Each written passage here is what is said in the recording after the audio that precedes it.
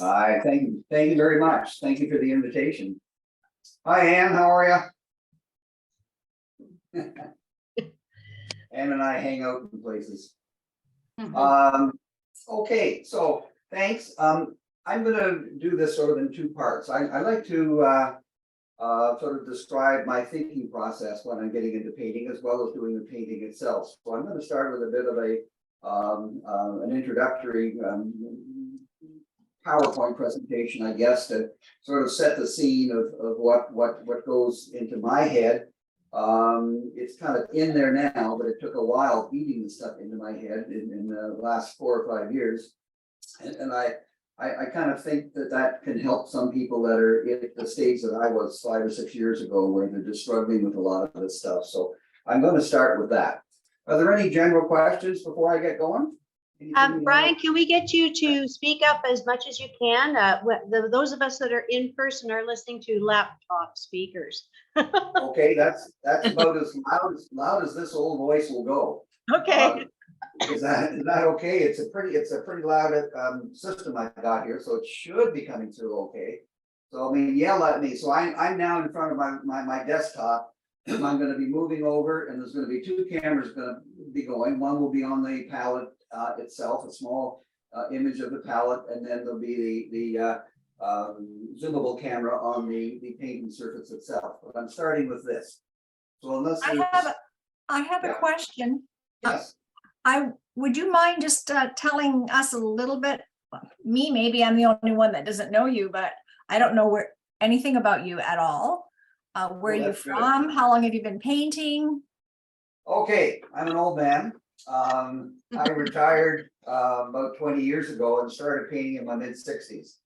I've been painting about 15 years and full-time most of that time. I paint full-time. I paint mostly in acrylics.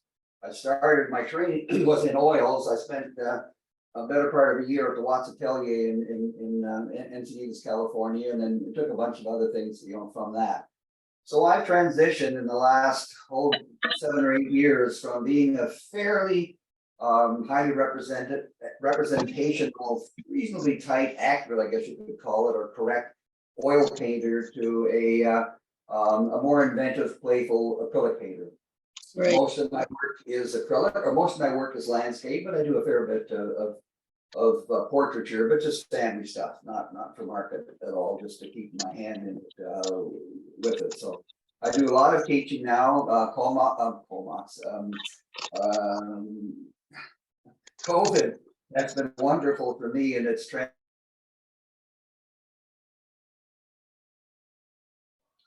Sorry, Brian, I've done something stupid. Could you unmute yourself, please? That was my fault. Okay.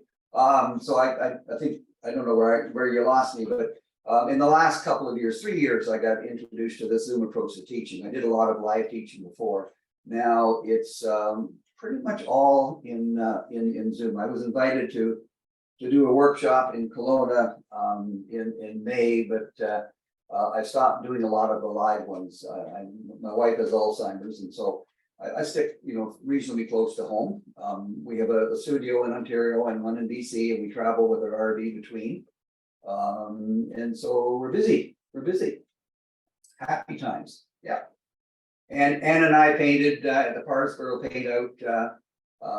Got to meet her there, and I love plein air painting. Do quite a bit of it, and enjoy just the mix of being outdoors and enjoying this tremendous activity that we all enjoy together. So I see there's one gentleman, Jackson, at the bottom, and I thought, my God, this is a ladies only group. Holy cow.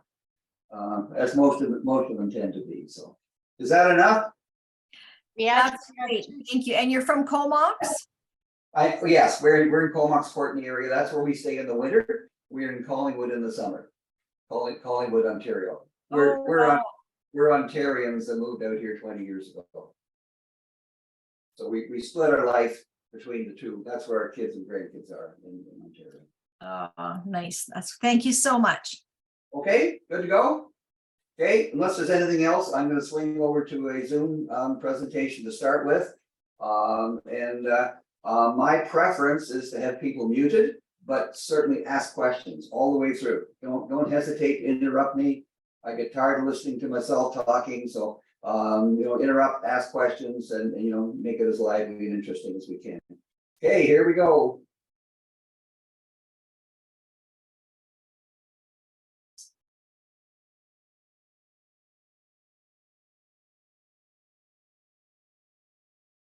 Okay, just about there.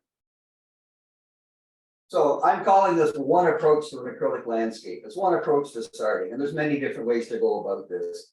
But focusing on a lot of the people that take my classes, this is something that I recommend. It's an approach I recommend, so I thought I would share it with you folks. This is the image that I'm going to work with. I can't remember where I tried to find. I didn't have very many Kelowna images, and so I took that one when I did the workshop there. Oh, that must be 7 or 8 years ago, maybe more. So I hope somebody knows where that is. I can't remember, but it's in your turf there somewhere. And I picked this thing. I picked this because one of the mantras that I really encourage is try to choose your reference according to where you are in the learning curve. So it's pick a battle you can win. It's my sort of philosophy. I could not have taken on this thing 7 or 8 years ago. It's far too complex. I got an hour to do it. Far too much information.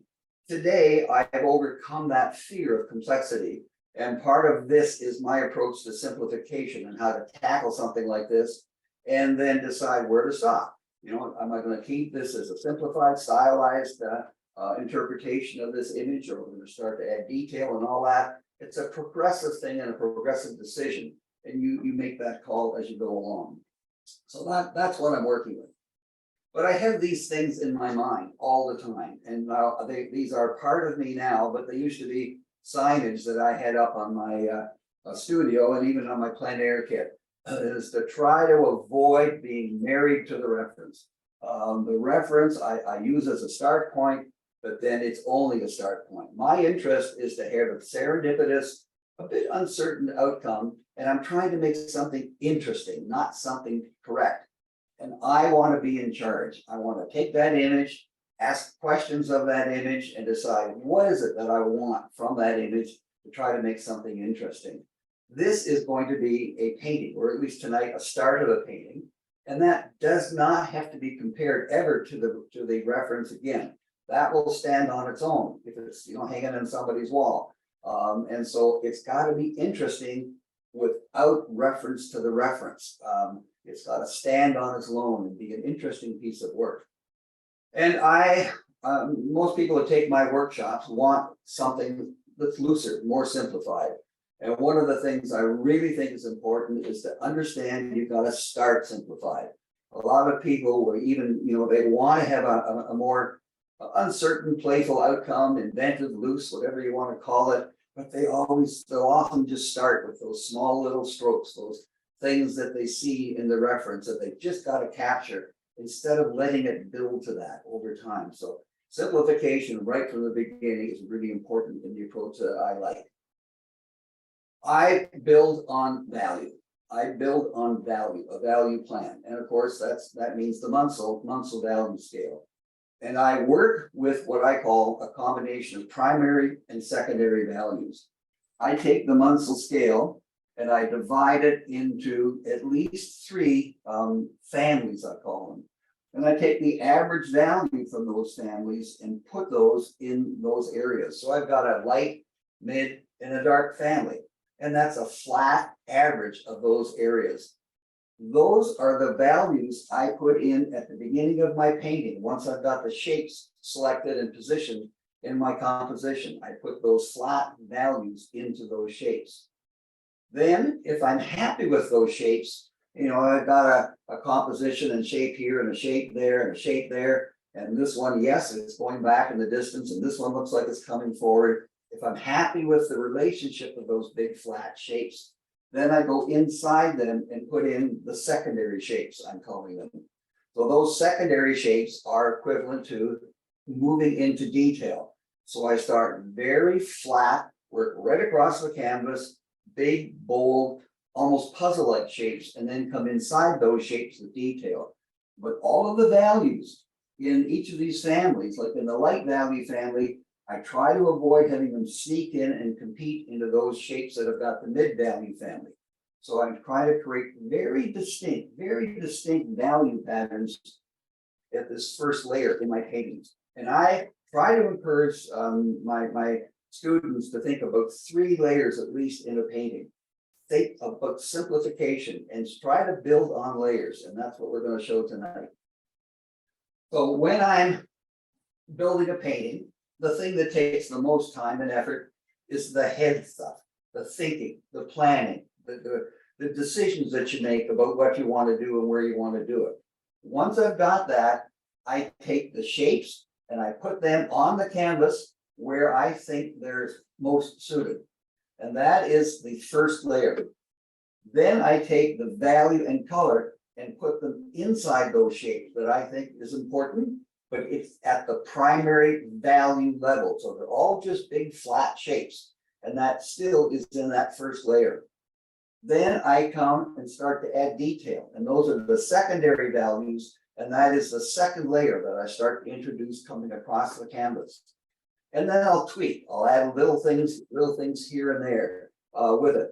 But I really try to start with simplicity, starting to get flat shapes with values and colors, and try to avoid detail to the very end.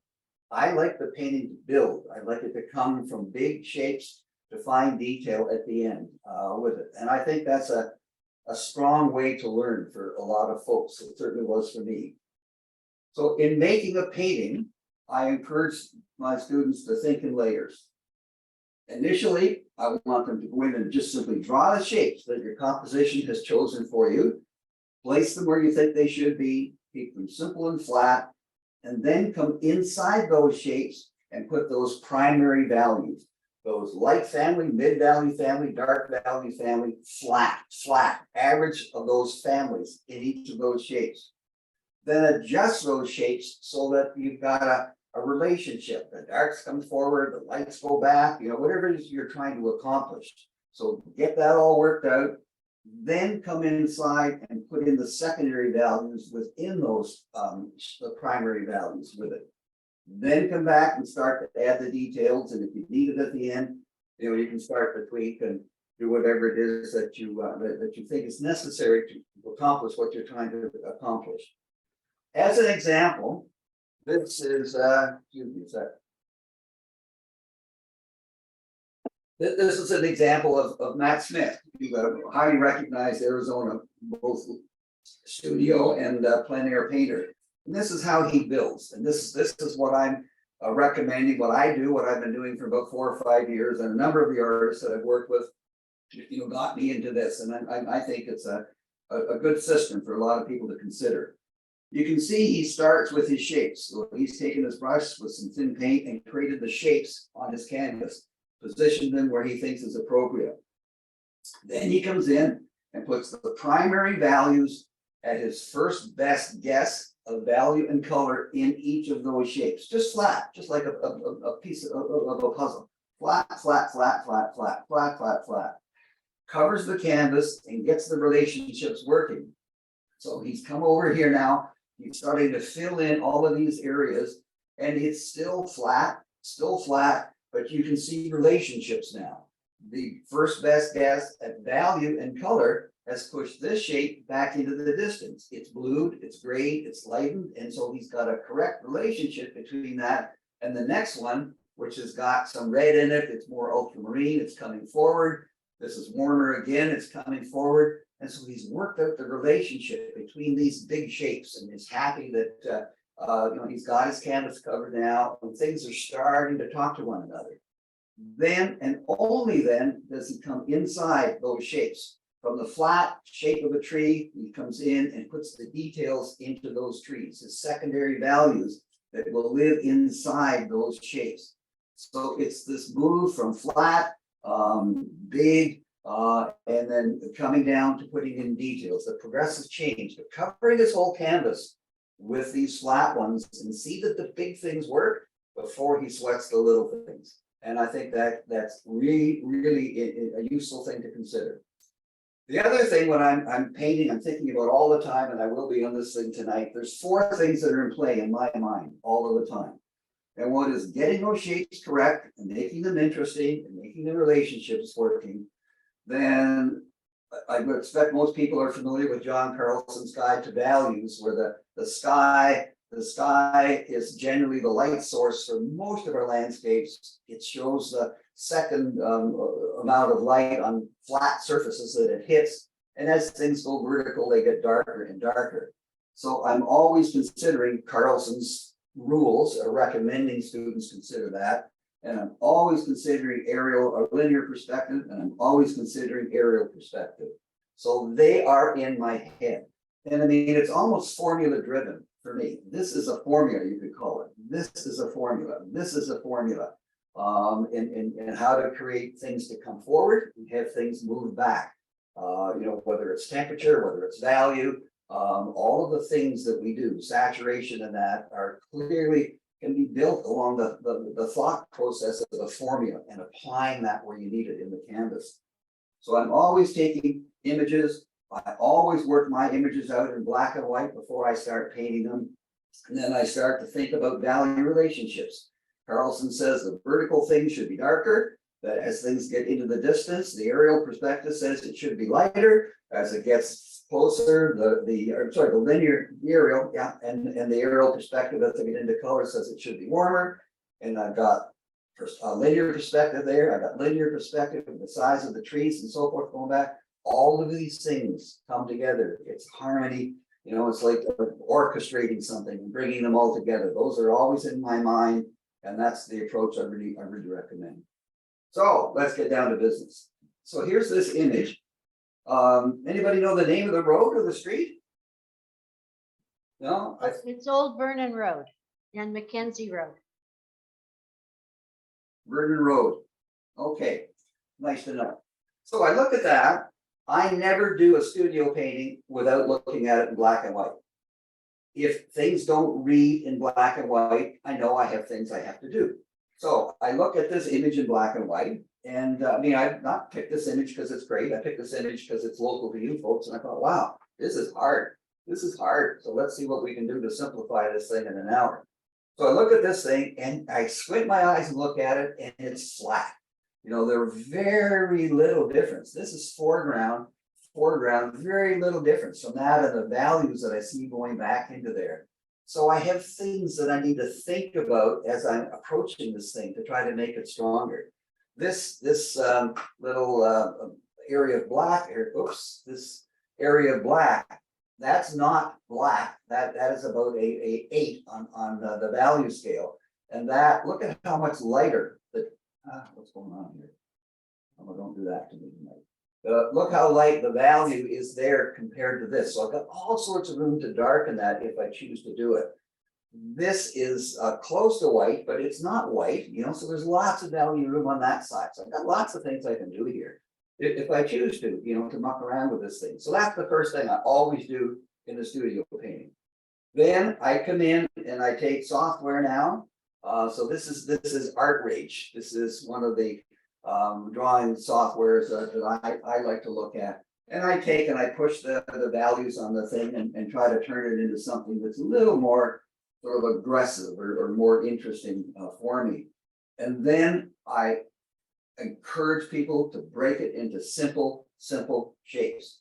And I used to do these shapes by hand and so forth, but now that I've got Art Rage, I go, bang, I can do this in not much more than a minute. I can take and straight line this thing and make these simplified shapes that I think might suit this thing. I'm trying to a degree over abstract it. I'm trying to invent, but I want it to still represent what it represented, you know, from the image. So I put those shapes in, then I come in and fill them in with I think is the best value for those flat shapes with it. And then we'll just pop in color. So this is one layer in Art Rage, and then I open it up in another layer in Art Rage, and I just have to touch that with my drawing pencil here, and bingo, like this whole thing is about 5 minutes to do this with that software. Bang. So it gets me into it. It's like doing stretches, before your workout. It gets me loosened up. It gets me thinking about possibilities of what I could do to make things stronger. So I go at the painting with this kind of exercise, with this stuff that I start to do. Then this is where we are.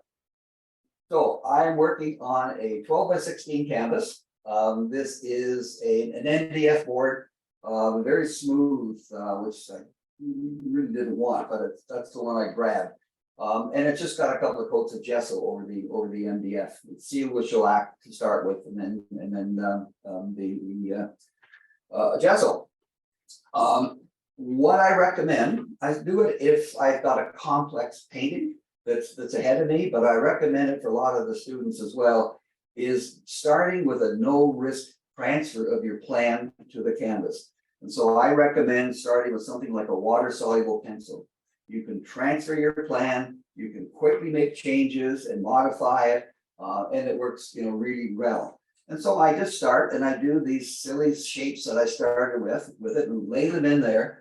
And then I come back and look at my reference, and this is a black pencil. I say, okay, now let's start to make it real. Let's bring these trees, we'll hold that shape there, but let's start to bring the image into this thing a little more effectively. So I've got a hodgepodge of red and of black water soluble pencil there, and I'm thinking all the time, right? This is just grinding the wheels in my head. I look at this thing, oh, this shape should be bigger. Just always making choices, trying to override the reference to try to make it something stronger, but still at the end will make it readable, that it's believable. Then I take an acrylic marker, in this case black. Acrylic markers have been just a tremendous thing for me when that came out 4 or 5 years ago. So I've said this, my little black pencil sketch, yeah, I'm happy. This is it. I can live with it. So I take my marker and make a commitment. I make a commitment with my marker. Then I take a fine sprayer of water and just wet it, and all the water soluble pencil disappears. You can see it just running down there, and I'm left with my final plan with it. This just takes a few minutes. I mean, when I'm putting in a shape, it's like this stuff. Like I'm not twigging around here. This is all the twigging around is done with the brush and the paint at the end. So this is just quickly getting me into it, getting me loosened up, and getting me, a feel of what I want. And then this is where I end up and where we're starting tonight. So I do this all the time, and I drive my students nuts. Why the heck did you do that? I want it to be hard. Like it's a weird thing to say, but I want to push something different here. So I always take my plan, and you can see my black acrylic marker, and then I'll do something silly with it. And so I've taken some phthalo green, that's the dark green down here. I've taken some green gold, all of them transparent, and applied that in the middle. And I've taken some phthalo blue green and popped it up to the distance here. A little bit, there's a little bit of aerial perspective thinking when I'm doing that, but not totally. It's just goofing around and goofing around. For me, once I've got my plan, it's really important. My plan is serious. This is my goofing. Now I got to start to get serious again. So with that, we'll open it up to questions, and then I'm going to move over to my camera, and we're going to push some paint around. I'm going to kill this. Is it anybody that's not dizzy? Any questions on what I'm trying to get through what I'm thinking about while I do this stuff. It's a huge part of creating a painting that's not an exact replica of the reference, right? I want serendipity. I want simplicity in the statement. And then I will decide how far I want to go along. Start simple, start big, tighten it up, tighten it up, tighten it up. I was trained to be extremely tight as a painter initially, highly representational. Now I don't enjoy that anymore. And I've come back and I stop in the painting process much earlier with it. But it's just this simplicity, the complexity, and where you decide for your style that you want to be. Any questions at all?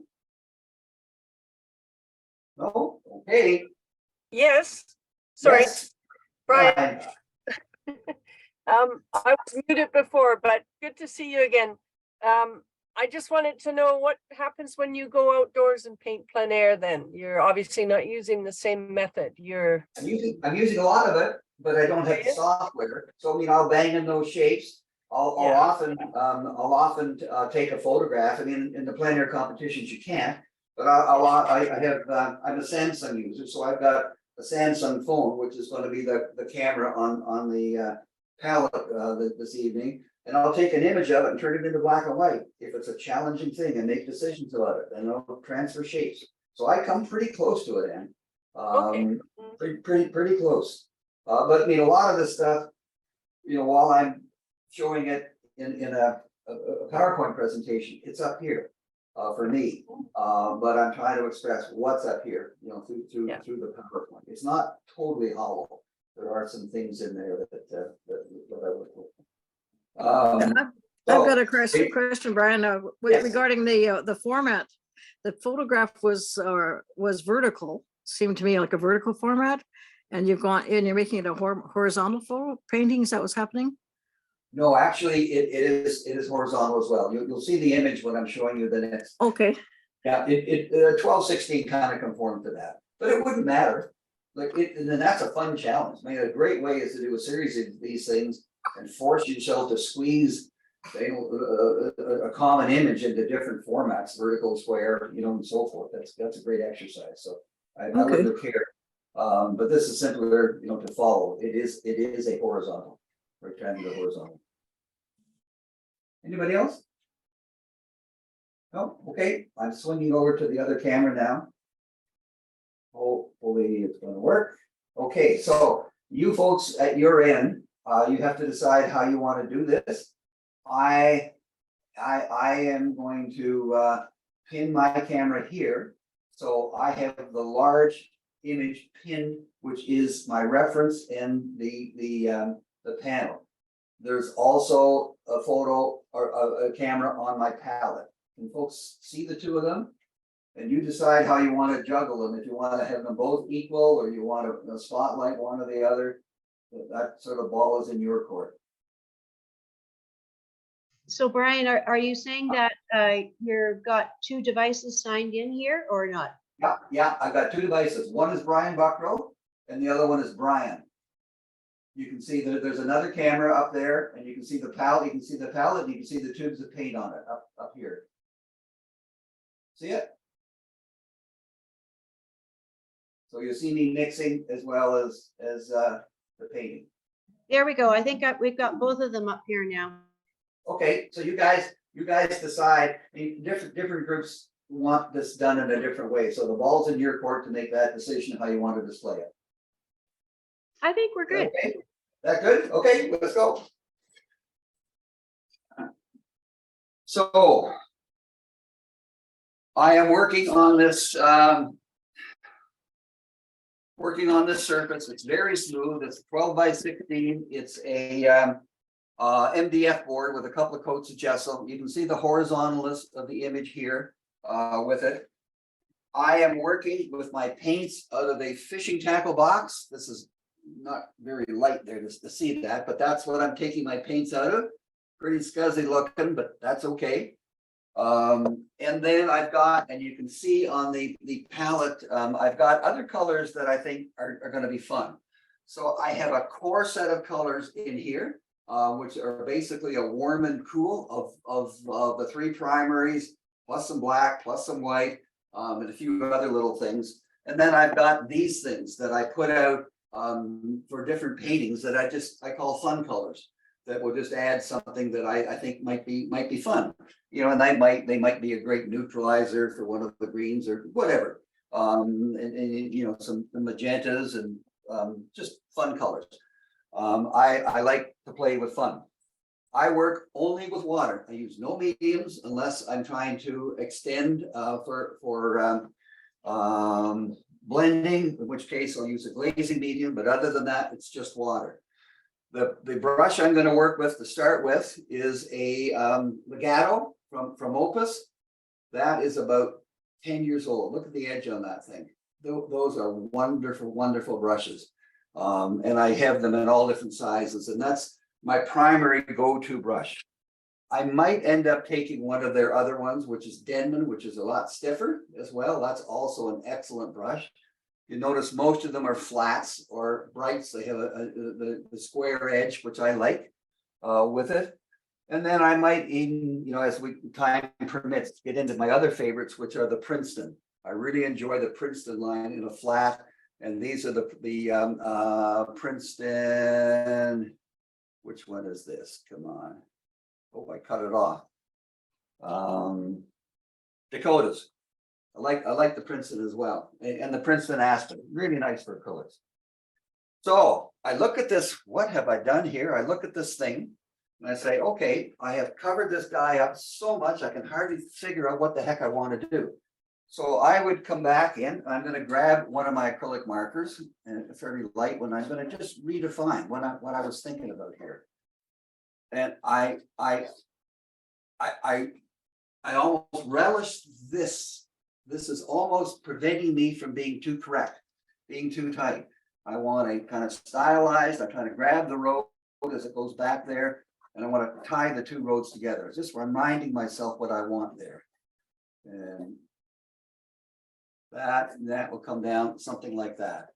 And then remind myself what I want in the foreground. And that's probably the most important part of the whole thing. So I'm going to take a gray, which I hope you'll see. Yeah, you can see that a bit. And I'm just going to quickly put in what I think is suitable for the dark shapes in the foreground. And then I'll bang them in. So I start with my darks. Oh, I want to squeeze out some of these fun colors.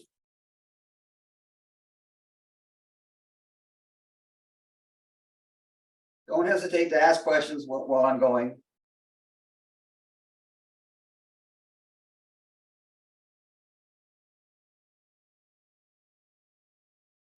You going to Parsboro again, Ann?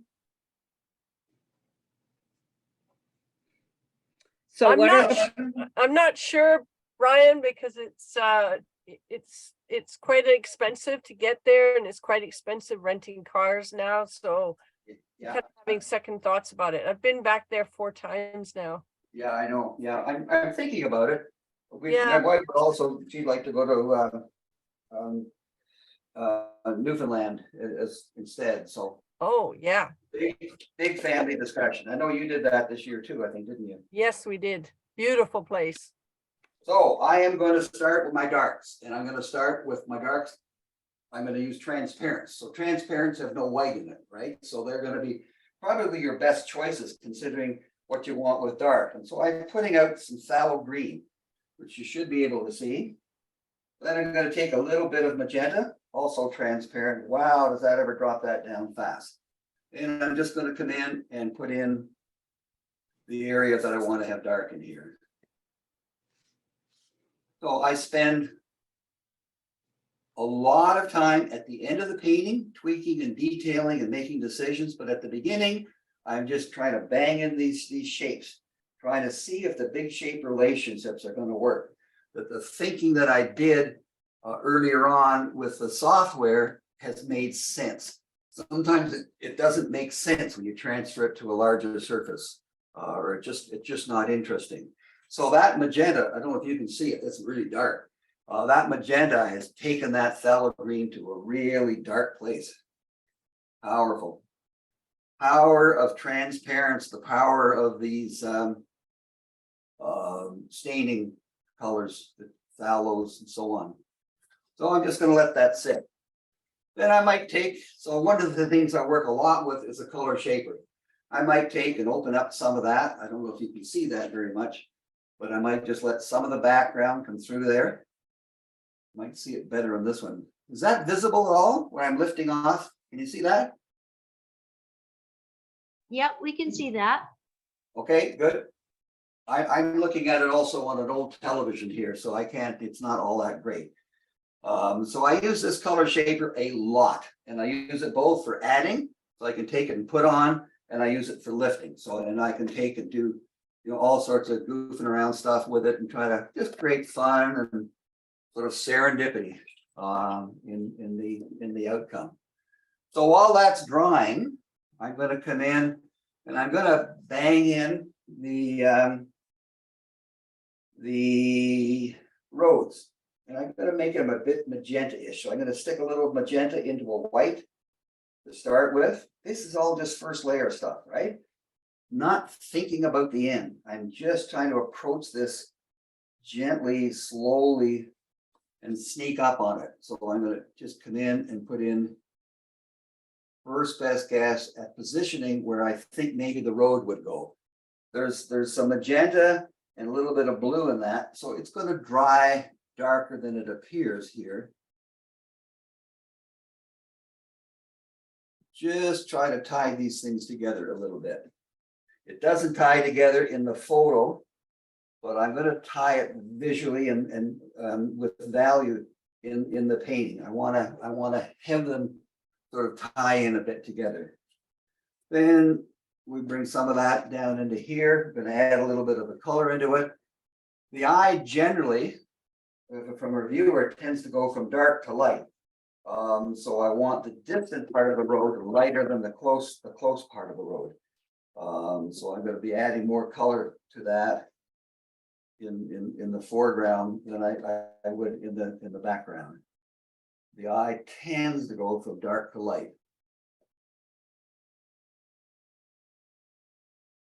I think Mike Slob got me into that many years ago, and we had a big fight about that, if I remember. But I agree now. Not a big fight, just a little artist fight. So more color in the foreground. Then I can take my shaper and I can take and make that a little rougher, road-like.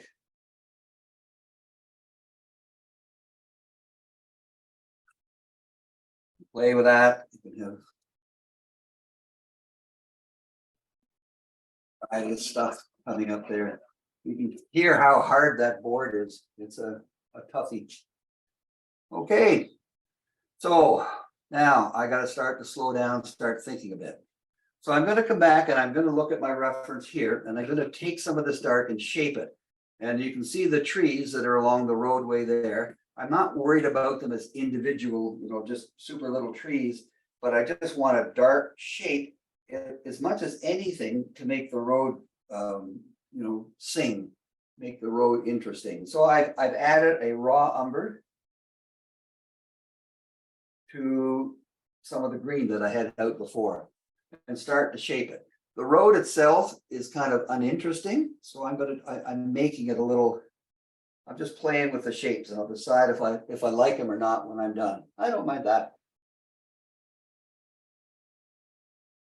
So bringing some of this into it, so I've gone away a bit from my transparency. I'm bringing some this umber and a bit of the green into the shape, warm it up a little bit because I want it to come forward. Eye goes up, that's too much.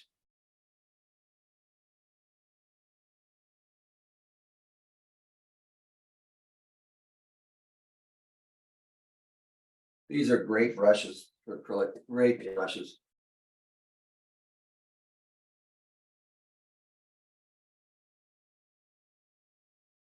It just, in a silly way, I call acrylic a dummy's medium because any dummy can use it.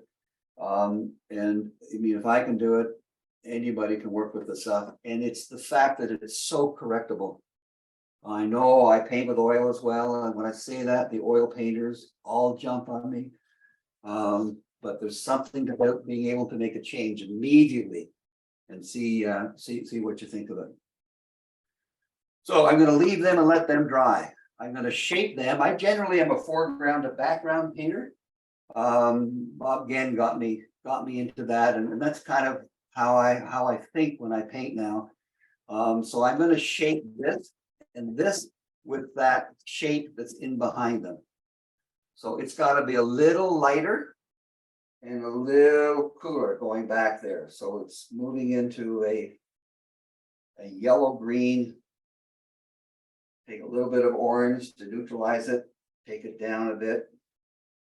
See what my value is like. Not bad. Add a little more red to it, neutralize it a bit more. So this shape comes all along there. So it starts there. I got rid of my green.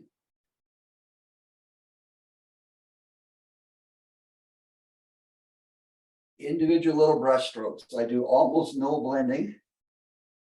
I want the brush strokes to speak on their own as much as possible.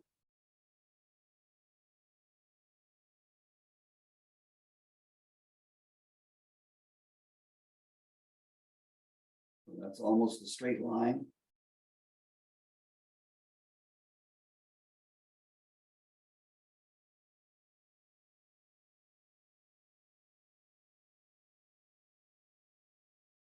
I don't like the shape I'm making here. I know what I need.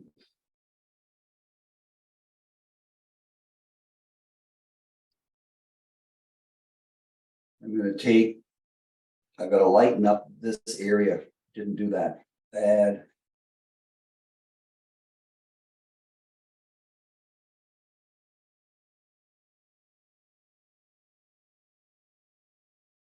So that needs to transition.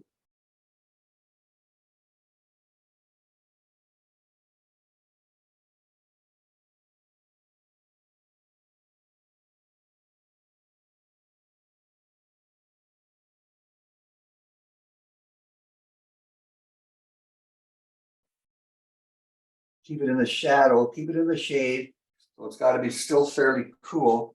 I'll warm it up a little bit when I get going, but for right now, it's still fairly cool. I'm gonna take one of my fun colors, which is, I really like the Liquid Texas muted violets, muted green, really powerful colors. And I spend a lot of time trying stuff. Just put it on. If I don't like it, take it and change it. One of the things I see, and I shouldn't be jumping around like this, I should be filling in the whole thing, but I don't like my shape of the road. I want that to be fairly flat. Come over here, so I'm not worried about the color. I just want to change the shape of it for now.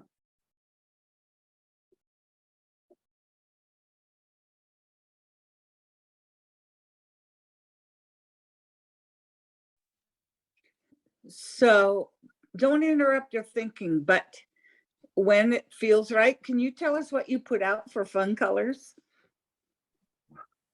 Yeah. This is muted violet from Liquitex. This is a light blue, I forget, brilliant blue from Liquitex, and this is a brilliant purple. And this is leaf green, very bright leaf green. And I'll just take and just do a whole bunch of different things with it. So I'm losing myself here a bit. Gotta come back and get under control here. So that's gotta come across there.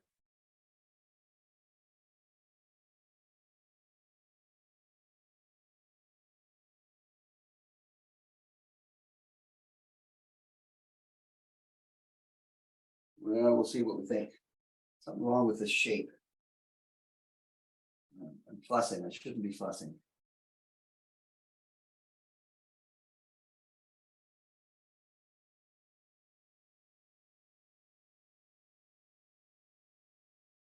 Just some neutralizing shapes in there. Okay, so I'm coming up to a more saturated phthalo green in the vineyards up top there. Let's see what I get. It's got to be darker than this. This is flat. This is really flat. It's going to get far more light than this will up here. This probably can be lightened up again. This is the problem that everybody knows with acrylics. It's going to dry darker on you. So you're always, trying to decide that. So I'm just worried about big shapes right now. Getting these big shapes to read as best I can. That's too saturated. That's okay. It's just a test. I'm going to take a little bit of this muted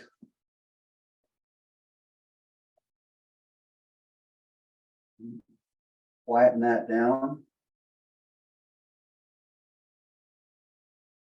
That comes over, sort of stops at the end of the end of the road. So this is first layer, what I call first layer banging. All right, this is all open for correctable. Once I get the relationship here and see if I'm happy with them. So things, as you would expect, get bluer as they go into the back. So I'm gonna add some blue to my green. So this is a sap green with a bit of a, it's actually, it's Opus's primary blue. So that's a little bluer. This is not right here. That's gotta be changed. And that comes, there's my road, goes on either side of my road. This has got to be darker up top, so I'm going to take some of this muted and stick that in there.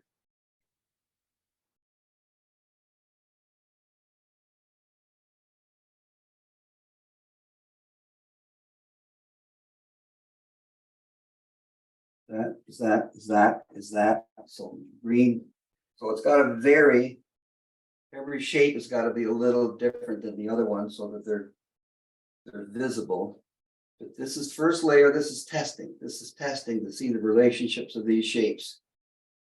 And I'm just putting in what I described as the primary value for those shapes at this point.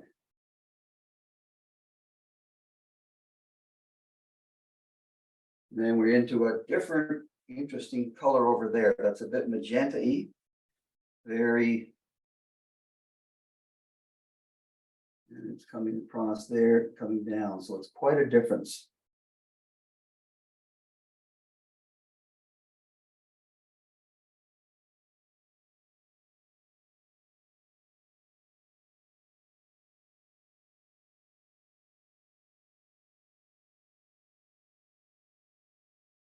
So I asked myself the question when I was coming back and looking at this, why did you pick this one for a demo?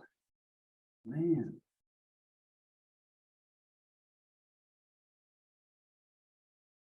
Because it's hard. Because it's hard. So for the most part, are you just wiping your brush on the paper Yeah. towel? Yeah, You're not. yeah, I don't taking- think I've stuck it in the water at all, have I? I don't know. I don't think so. I was just wondering. Because I'm not worried about details right now. So I mean, I'll start to be more particular as we progress here a bit. Over time. No, we're not doing that. So I want a fairly dark line past this guy, and that's a nice shape. Coming down there.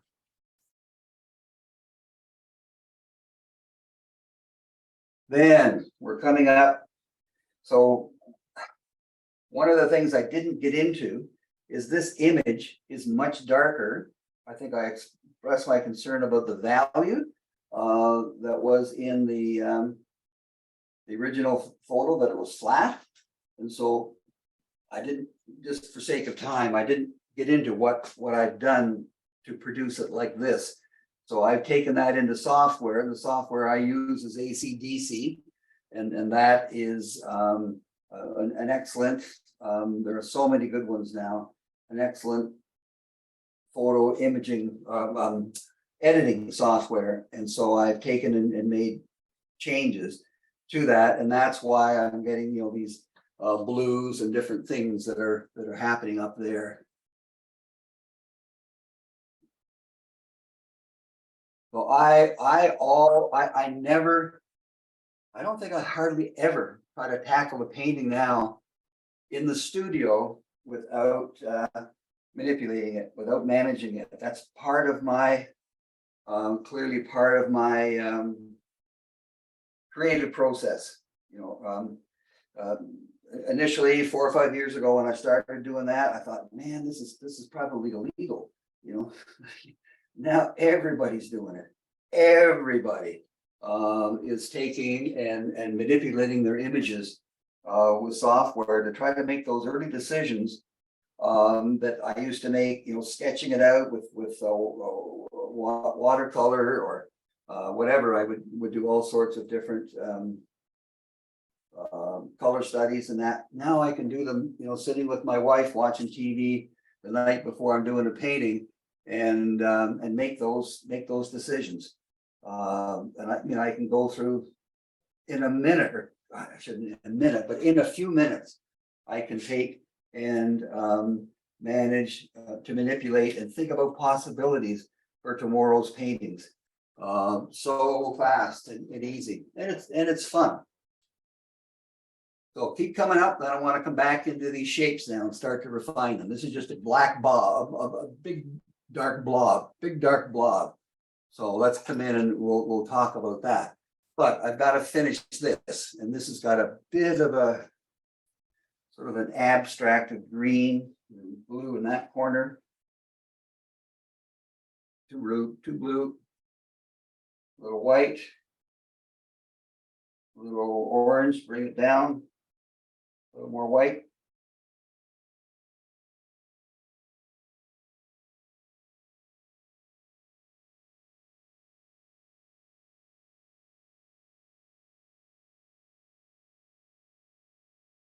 Then it gets lighter, bring some of that stuff onto here too.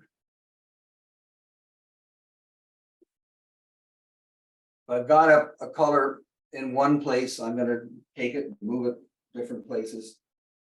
I want a nice gray, so I think the most popular gray is ultramarine blue and a burnt sienna. So I'll mix those up, add some white to get the value that I want. That's way too cool or too warm. There we go, getting better. May not be light enough. No, not light enough.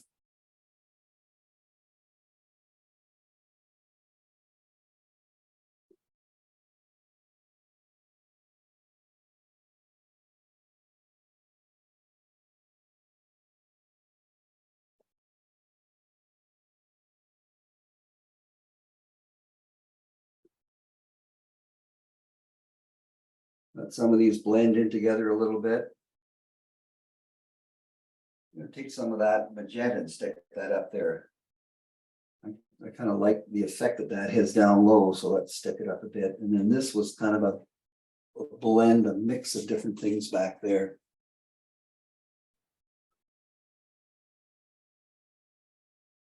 Forgot about the telephone poles.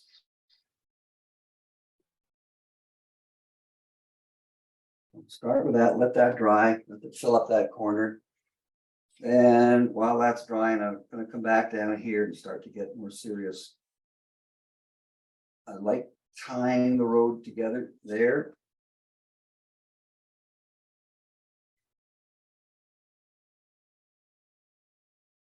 Just some little brush strokes, let them dry and see what I think of them. Take them and break them up. It's a road. Don't want it perfect, want it a bit inventive and playful. While this is drying, I won't do the sky until this is dry. So while this is drying, I'm going to come back into here now. So I am taking some of the sap green and just creating quickly some what if impressions of foreground vegetation there. I'm not even looking at the references much to speak of. I just want to get something in that could live inside there and be believable. Yeah, some variety in the shapes coming here a little bit.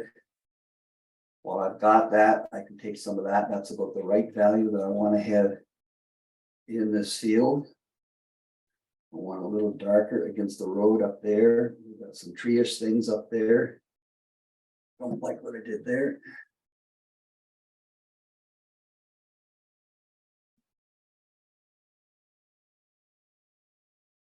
Let that stuff dry. Come inside here. I'm going to take some of this muted color from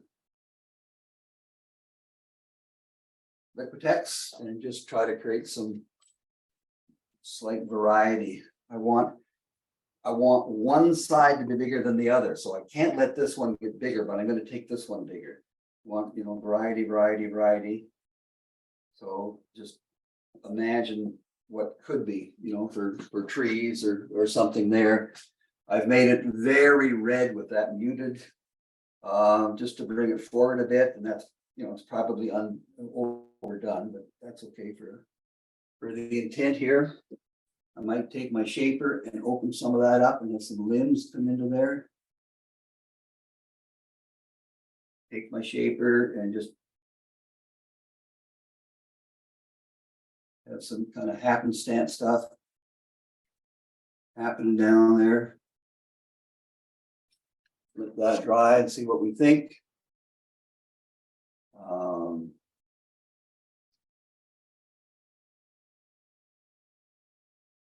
So I tend to be I'm told that it's called a mark maker.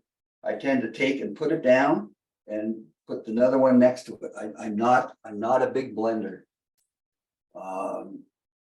In fact, it's something I try to avoid and even discourage in my workshops. That a lot of people that come are what I call pathological blenders, and you got to be able to blend, but you need to know other tricks with your brush.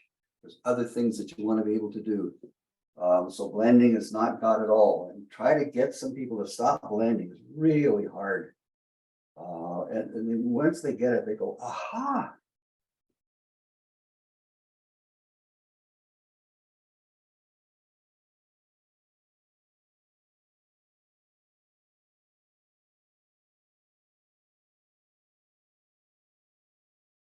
I know what we need. We need some shadows here. So I want this to come up here a bit. Break it up a bit. I don't want it as big. I don't want the same shape as at the other side. I want some variety in this between the two. Let's take, not quite dry still. Let's take,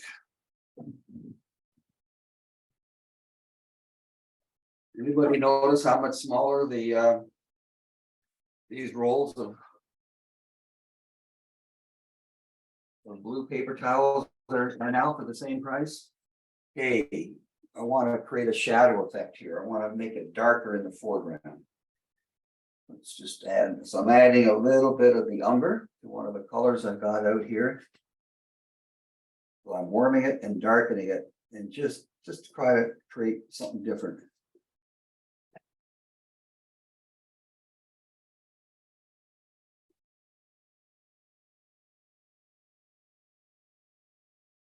Have no fear. It's acrylic.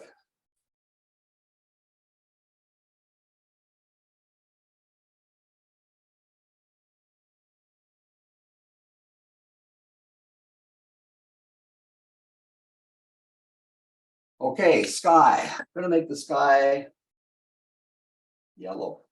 I'm gonna take one of my fun colors with a really nice neutral yellow. Okay, this is Opus's corn silk yellow. Corn silk yellow, very opaque. It's like a Naples, but I just, when I saw that label, I had to buy it. How could you not buy it? Corn silk yellow. Okay, so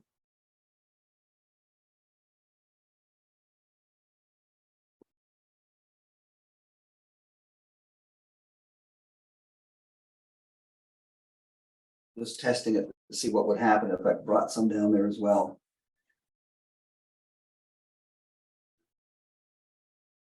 I'm going to make it fairly hard edge to start with.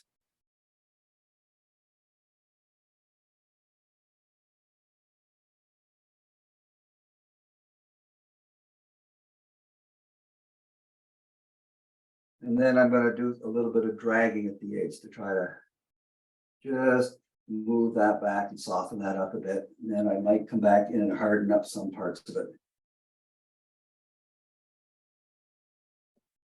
Gotta get away from it. See what's happening. Okay, so I'm gonna let that dry. Then I'm gonna take, what am I gonna do? Let's grab a little bit of Indian yellow. So a transparent yellow. Gonna stick that into Opus's corn husk or whatever it was, just change the yellow. And pick an area that I'm gonna punch with it.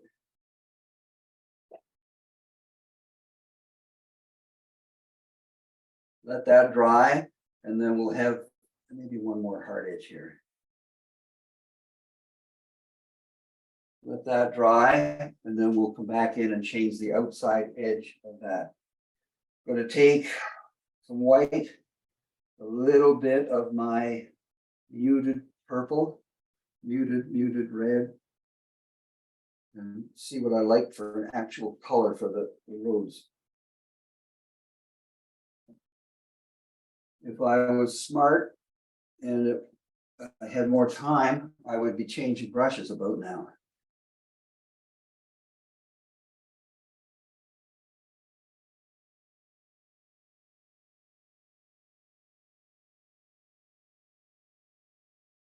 Darken it as it comes forward a bit. I want that to be a hard edge transition. Not like that.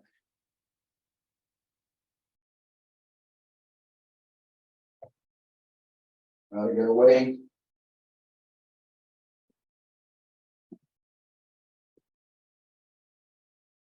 Okay, I'm gonna take a little bit of burnt sienna. Gonna put that into the yellow. And transition my sky a little bit from this corner towards the yellow. And I'm just suggesting it. I'm not going to really cover it a lot. I just want to suggest it and make it a little darker up at the top with that as well.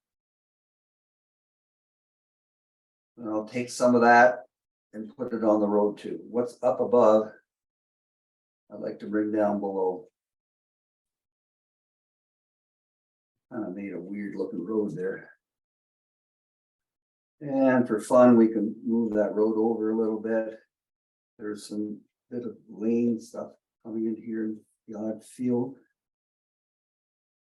Okay, gonna come back in. So I'm gonna grab a smaller brush. So this is a legato.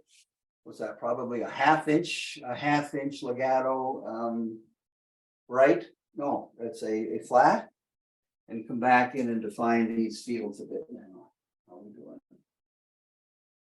What do we got? We got the late 30, is it? Anybody still there? Yeah, 8:30. Okay, thanks.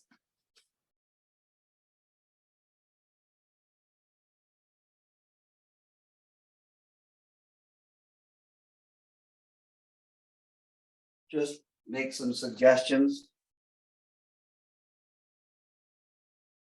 of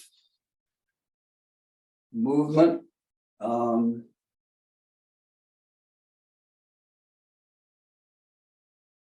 I don't vary a lot of my brush strokes. I like to see them. I like them to be there at the end. I guess it's called painterly.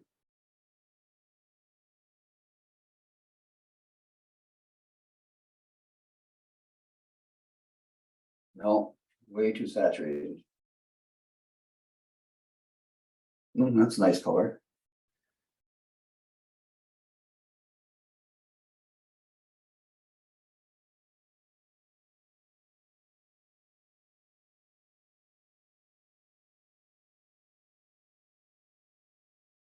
So now I'm coming in with some more detail.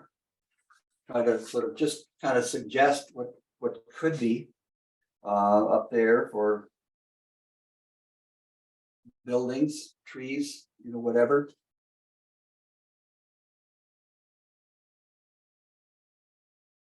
I want it much more pronounced, so I'm going with my sap green, adding some yellow ochre to it, the white or yellow ochre. Better. It's going to dry darker again, so I'm going to add a little more white. But I want this to be more visible. This is the flat. This is what John Carlson said should be the second lightest in the painting.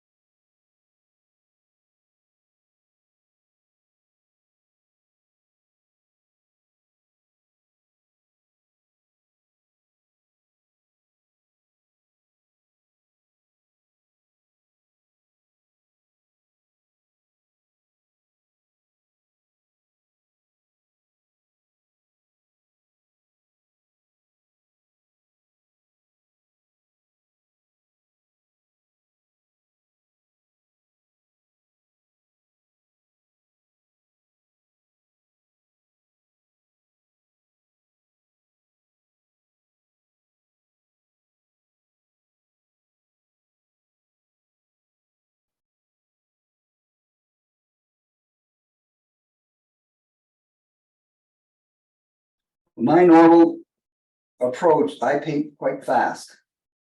And I'll usually paint for a couple of hours on a big one.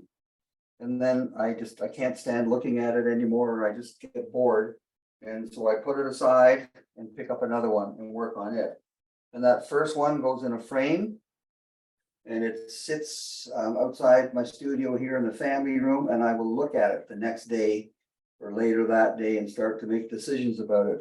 And then I start bringing things back and forth and back and forth. So I bang in the initial layer very quickly, and then I beat the heck out of it. And sometimes for days after that with the little tweaky stuff.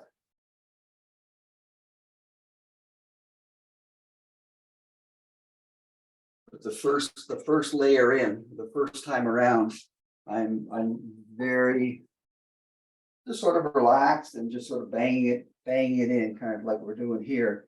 I enjoy that. I enjoy that part.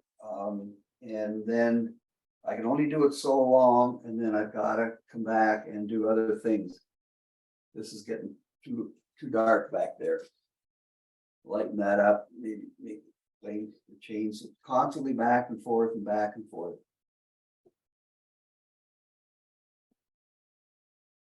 It's a nice color, that would be good down here as well.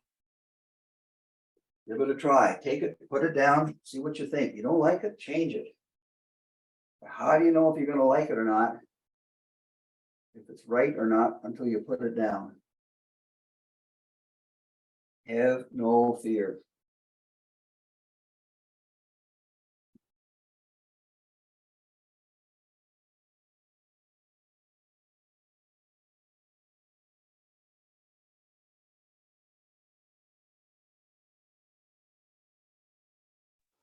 So Brian, do you usually paint with Liquitex? Is that your No, favorite? I paint with what's ever on sale.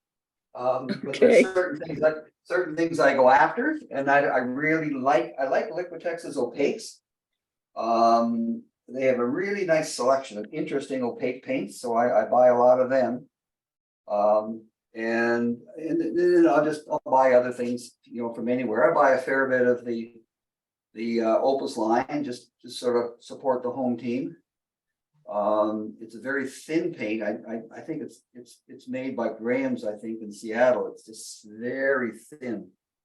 But that's okay. I can cope with that usually.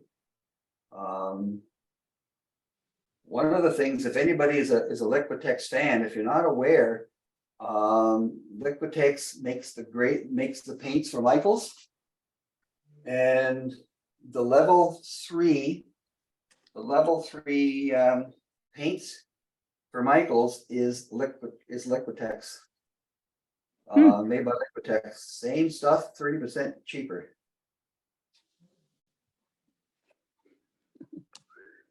That's a just- secret to know. I just don't tell anybody. I just bought a bunch of it at 30% off, so it's 30% cheaper than Liquitex, and then they had a 30% off sale. So my goodness, I don't know, I spent $1,000. Anyhow, that is, give it a try, but it's only the level 3.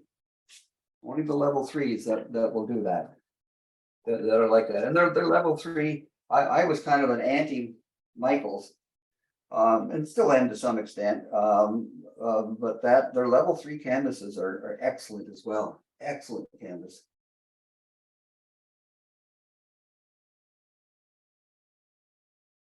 But I get a lot of my stuff down where you folks are from Moldings and More. They make most of my canvases and my frames.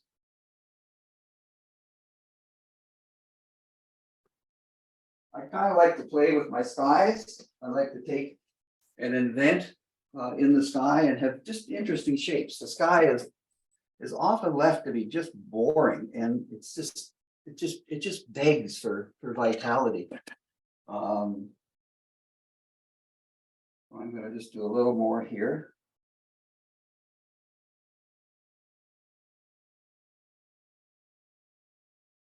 Well, there's a good grabber. So I'll leave that as a hard edge there and come up here. So the yellow with the grays.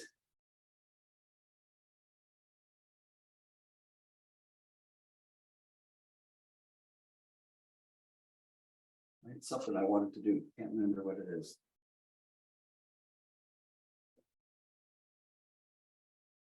Oh, darn telephone poles.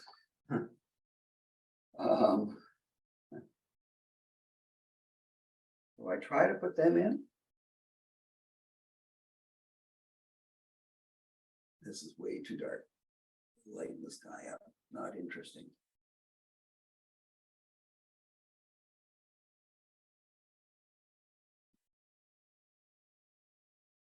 I'm going to put that there. I got to bring some of that over here to balance it out.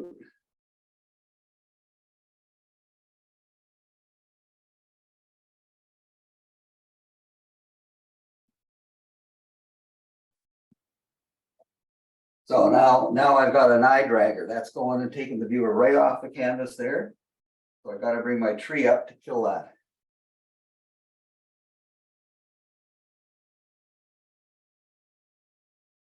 The purpose for these trees is to create a foreground and to stop the viewer from going out. Purpose for making the sky a little darker on the top is to stop the viewer's eye from skipping off the top. I want the lower part of the sky lighter than the top part of the sky. Each of them has a role to play. So this is one of these darn paintings that you could go on forever with it.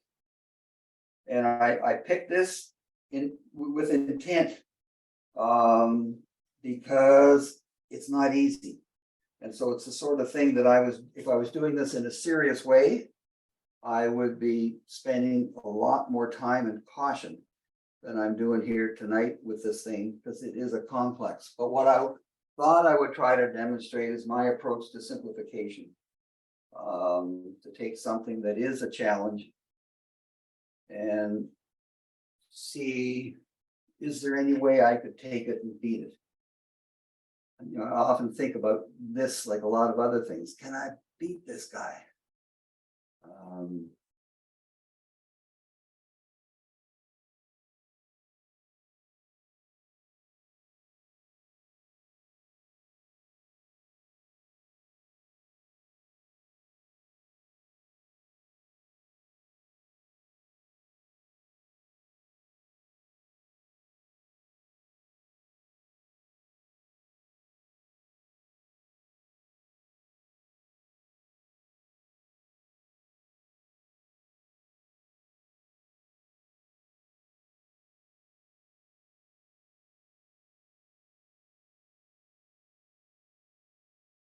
That's better. That's more interesting.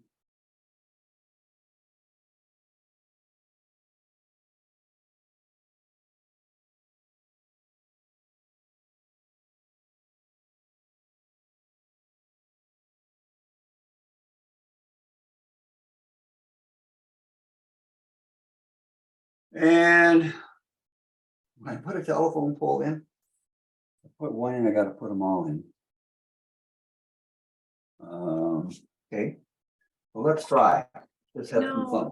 No. No, No. no, It's beautiful.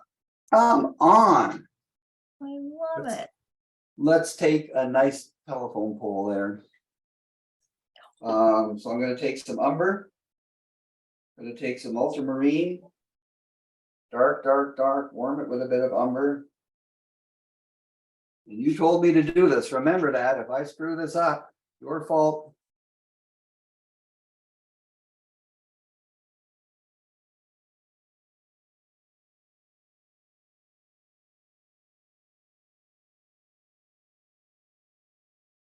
And make them interesting. Don't make them correct. Make them fun. Make them funky. So how far? We'll just put a couple in. Just because you don't want me to. So that, I should have a smaller. I'll just suggest a couple down here.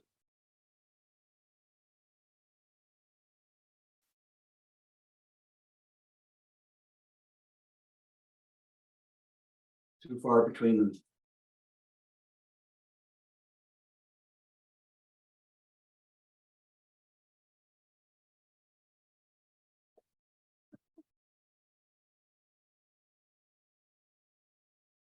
Then. Oh, I don't want to get the fun. Those acrylic pens markers that you were using at the beginning, do you use those Yeah. later in your painting? Yep, I'll do, I mean, that's what I would have put it in with the poles, and I put the wires in with that, but I want to show you something else. Do anybody follow Charlie Hunter? The Maine painter, Charlie Hunter, the Vermont painter? So I'm gonna take, this could screw this whole thing up. Gonna take a window scraper and just suggest a line there with that.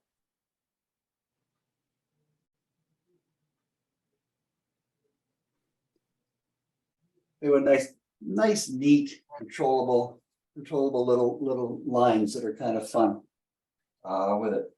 Let's make another little hole down there. Oh, that's not working. That's not working.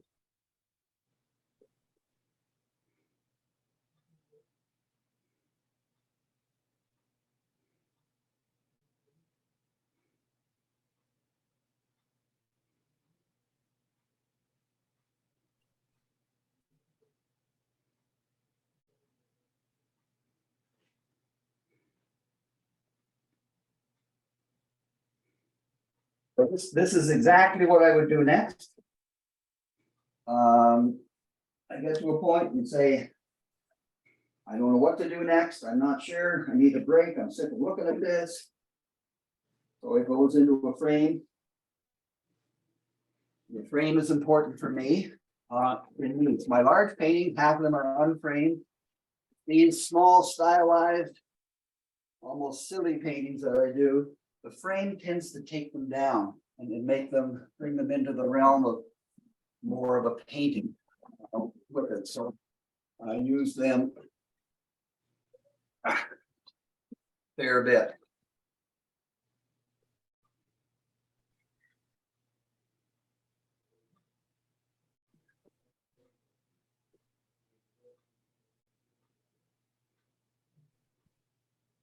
So very coarse, very stylized.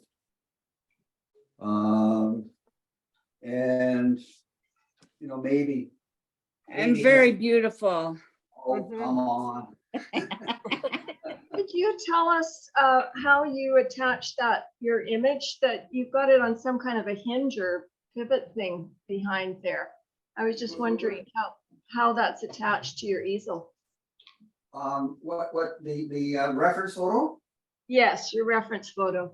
Oh, it's just, one of these long arm guys that comes out from behind, it's attached behind and, it swings, it's like, well, it's like this that I've got the other camera with, one of these arms.